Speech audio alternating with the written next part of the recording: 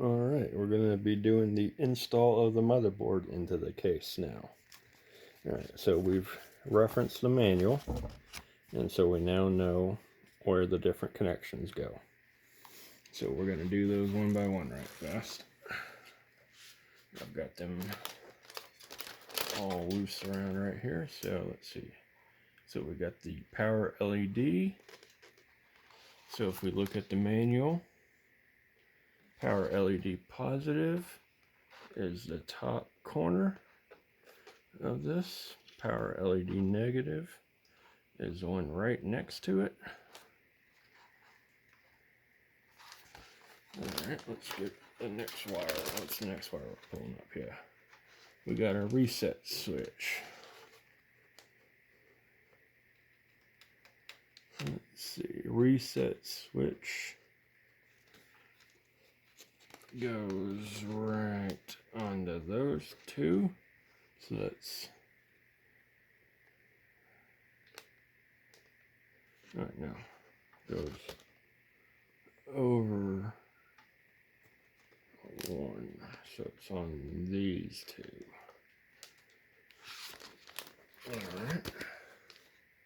See, hard drive LED, and it has a positive or negative. Basically, with these front panel switches, the trick is 9 times out of 10, if you have the lettering facing out, then you have the orientation of the positive and negative right. Okay, let's see, what are the... Is that... There's gotta be more. Okay. And the actual power switch itself is the two connections closest to the power LED. Okay. I believe that's all the connections we will be utilizing in terms of those connectors. The next step in here is to get the front panel audio.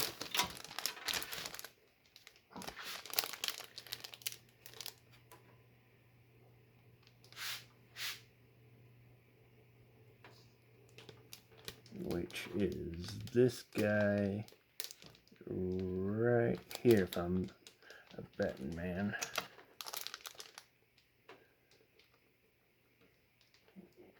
There we go.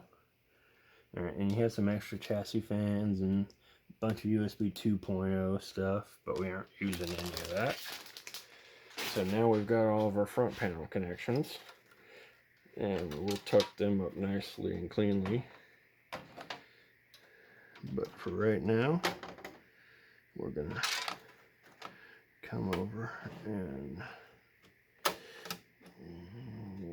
there we go. And the cool thing about having these motherboards or having these cases where you have that center peg actually helps you properly stress the get the I/O right where it needs to be. Okay, and then we take the one last bag of screws.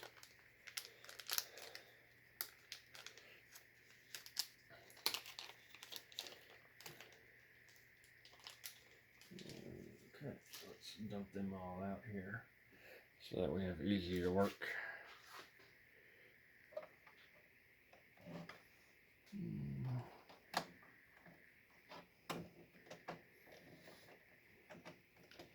Yeah. Unlike most things like before, where I told you in the previous video about getting the getting all the screws started, you don't actually need to do that with the motherboard, because the standoff, having that standoff in the center there actually does a lot of centering everything up so that all the holes align. So you can wait, but once you get these first three across the front here,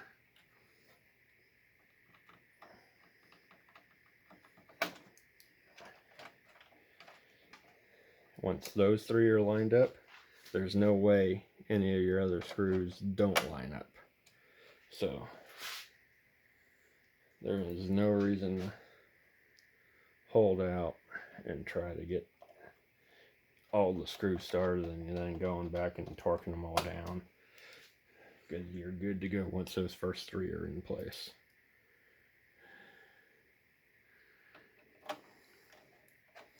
That's my center standoffs. Major improvement. Buy a case that has a center standoff like that catches the motherboard tray. It makes it so much easier.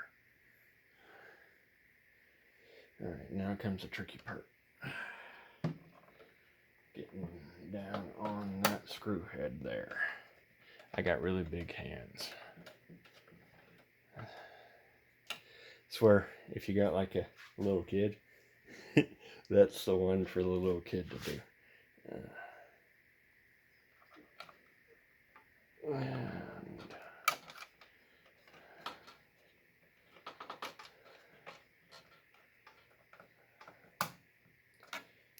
Okay. And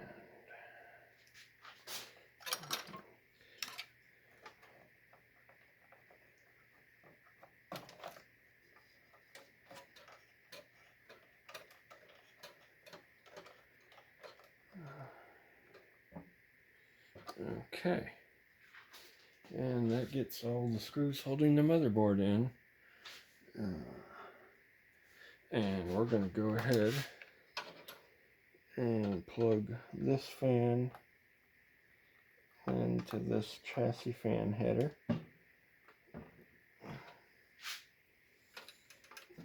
That's right here.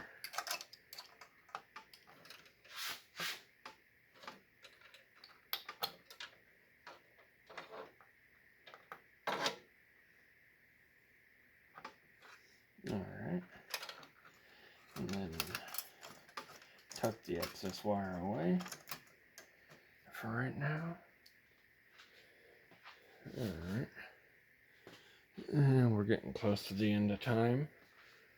Alright, so then once you have all your front panel connections in there, you can actually come back to the back side and pull out your slack so that your slack gets hidden back in the back of the computer where it doesn't matter. Alright.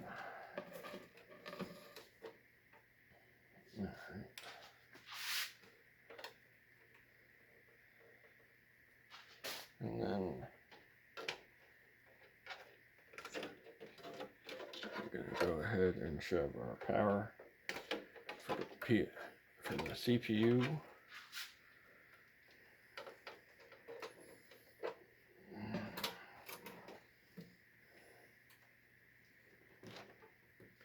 And the motherboard's primary power. And we'll get the GPU power all through. And I'm going to go ahead and undo a zip tie or two back here and pull out the USB 3 header. It is right here below the 24 pin for some reason. I do not know why they put the USB 3 header so far away from all the others.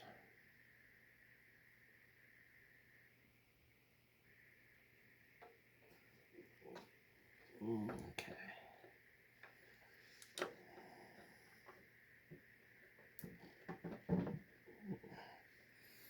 Alright, looks like we're about to run out of time, so connecting up of the other power cables and all that, we'll have to wait for the next video, guys.